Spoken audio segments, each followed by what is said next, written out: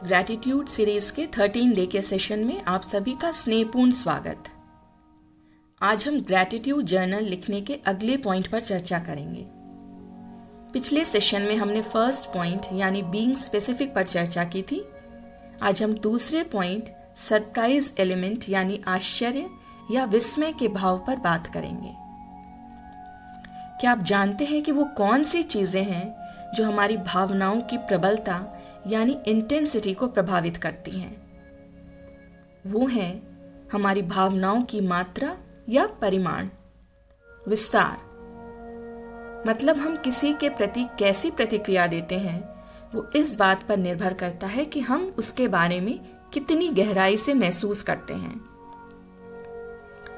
हर परिस्थिति के साथ हमारी भावनाएं जुड़ी होती हैं और उनकी प्रबलता बहुत कम यानी माइल्ड से लेकर बहुत ज़्यादा यानी इंटेंस हो सकती है। यानी कभी आप किसी बात पर थोड़ा सा विचलित हो सकते हैं या फिर उसी बात पर गुस्से से भर सकते हैं। इन सभी भावनाओं में आश्चर्य, अप्रत्याशित रूप से कुछ होना, ताज्जुब या कुछ अचानक होने का भाव प्रमुख होता है जो इसकी तीव्रता को प्रभावित करता है। ये आश्चर्य खुशी से जुड़ा यानी प्लेजेंट हो सकता है, जैसे अचानक किसी से कुछ गिफ्ट मिलने पर, या कुछ अप्रिय या नापसंदगी से जुड़ा हो सकता है, जैसे कोई हादसा या एक्सीडेंट होने पर। दोनों ही भाव हो सकते हैं। इसको उदाहरण से समझते हैं। अधिकांश परिस्थितियों में वैसी घटनाएं जिनमें कुछ आश्चर्य या अचानक से होने का भाव हो, वो हमें भावनात्मक रूप से ज़्यादा प्रभावित करती हैं उन घटनाओं की अपेक्षा जिनके बारे में हमें पहले से पता होता है कि ऐसा होगा, क्योंकि कहीं ना कहीं मन ही मन हम उसके लिए पहले से तैयार होते हैं और फिर उसके होने पर हमें कोई आश्चर्य नहीं होता। अपने अतीत में जाएं, पिछली बातें सोचें और याद करें किसी सरप्राइज के बारे में जिसने आपने उम्मीद ही नहीं की थी, और फिर अचानक उस खुशी को आप भूल ही नहीं पाते। ऐसी किसी भी बात या घटना को याद करना बहुत आसान है, क्योंकि आपको ऐसी बहुत सी घटनाएं मिल जाती हैं जो आपके दिमाग पर अंकित हो जाती हैं। अब आप सोचें कि उस सरप्राइज गिफ्ट के मिलने पर आपकी क्या प्रतिक्रिया थी और आपकी क्या भावनाएं थी उस समय या उस गिफ्ट के मुकाबले जिसके बारे में आपको पता था। आपको लग रहा था कि ये चीज मुझे मिलने वाली है, तब उसे पाकर आपको कैसा लगा?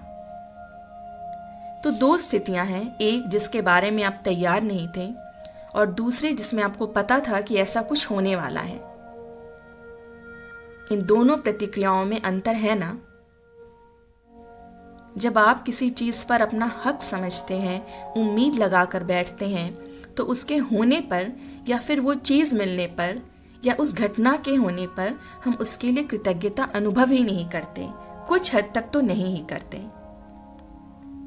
इसके विपरीत कोई गिफ्ट या कुछ अच्छा फायदेमंद जब हमें अचानक मिलता है, तब हमें लगता है कि अरे ये कैसे हुआ, और तब हम ज़्यादा कृतज्ञता अनुभव करते हैं क्योंकि हमें उसकी आशा ही नहीं थी कि ऐसा कुछ होगा।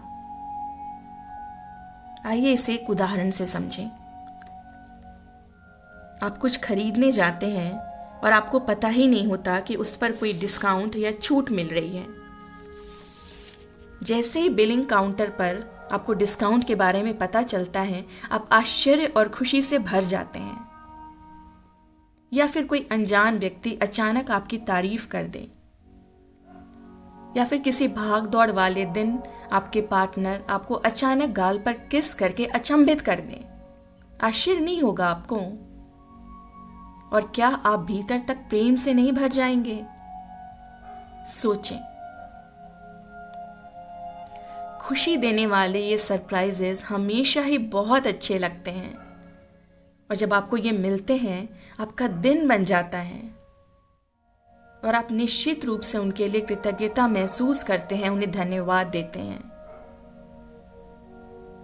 अब जब आप इन प्लेजेंट सरप्राइजेस से मिलने वाली खुशी और कृतज्ञता को महसूस कर रहे हैं, तो क्या आपको नहीं लगता कि ऐसा ही आनंद हमें भी हमेशा दूसरों को देते रहना चाहिए? क्या हम इस आदत को अपने दिनचर्या या रूटीन में शामिल कर सकते हैं? पर ये सरप्राइजेस हैं क्या? कुछ ऐसा जिसकी आशा ना हो, जो थोड़ा रूटीन से हट कर हो। क्या हम ऐसा कुछ नया और अलग सोच सकते हैं? क्या हम इसे अपनी लिस्ट में डाल सकते हैं कि हम अपने इसे प्रियजनों या किसी खास व्यक्ति को या किसी और को भी अच्छा सा सरप्राइज देंगे और उन्हें ये गिफ्ट पाकर कितना अच्छा लगेगा? क्या हम ऐसा कर सकते हैं? और जरूरी नहीं है कि कोई बड़ी चीज ही हो। आप किसी के प्रति अपने स्नेह और प्रेम को दिखा सकते हैं। बस आप इस बात का लक्ष्य बना लें कि आप दूसरों को अक्सर ऐसे खुशनुमा सरप्राइजेस देते रहेंगे। इससे क्या होगा? ये आपको ब्रह्मांड द्वारा कार्मिक रूप से अपने जीवन में खुशनुमा और आश्चर्यजनक सरप्राइजेस प्राप्त करने के योग्य बना देगा। मतलब आपकी जिंदगी में ऐसी घटनाएं ज्यादा होने लगेंगी। ऐसा होगा और जरूर होगा।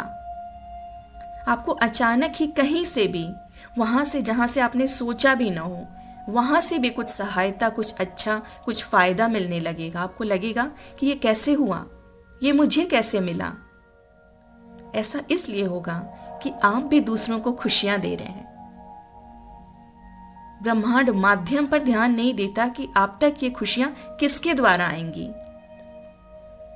उसकी योजना रहती है कि जिस व्यक्ति को भी जो चीज मिलने वाली है उस तक वो समय पर पहुंच जाए, उसे मिल जाए। इस बात पर ध्यान दें कि माध्यम नहीं, लक्ष्य या टारगेट किसको मिलना है वह महत्वपूर्ण है। यानी जो भी दिया जा रहा है वो निश्चित ही घूम फिर कर हम तक लौट कर आने ही वाला है। इसलिए जब आप जर्नल लिखें तो विस्तार से लिखें, बी स्पेसिफिक। और जब आप अपने सबसे अच्छे और खुशी देने वाले गिफ्ट्स के बारे में देखेंगे तब आपको पता चलेगा कि आपको वो अचानक मिला था। आप उसके लिए तैयार नहीं थे। वापस से उस मिलने वाली खुशी यानी आश्चर्ययुक्त प्रशंसा के भाव में आने लगते हैं आप। इस भाव को महसूस करके फिर से लिखें, सब कुछ लिखें। न केवल ये कि आपको क्या मिला, बल्कि ये भी कि उसे पाकर आपको कैसा लगा, आपने कैसा महसूस किया। ये सब विस्तार से लिखें। विश्वास रखें कि ऐसा करने के बाद ब्रह्मांड आपको इस तरह कृतज्ञ होने के आनंद के अनेक अवसर देगा और देता रहेगा। कितना सुंदर और अद्भुत है ना ये सब।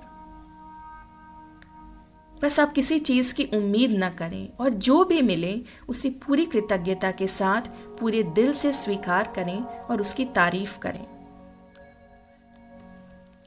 अगले सेशन में हम तीसरे और अंतिम पॉइंट स्कैर्सिटी यानी दुर्लभता या कमी पर चर्चा करेंगे। और तब तक हम रोजमर्रा की जिंदगी में छोटी छोटी खुशियां ढूंढेंगे, उनका और अपने जीवन का भरपूर आनंद लेंगे। आज के लिए इतना ही। आपको और आपके प्रियजनों को ऐसे ढेरों खुशनुमा सरप्राइजेस और गिफ्ट्स मिलते रहें।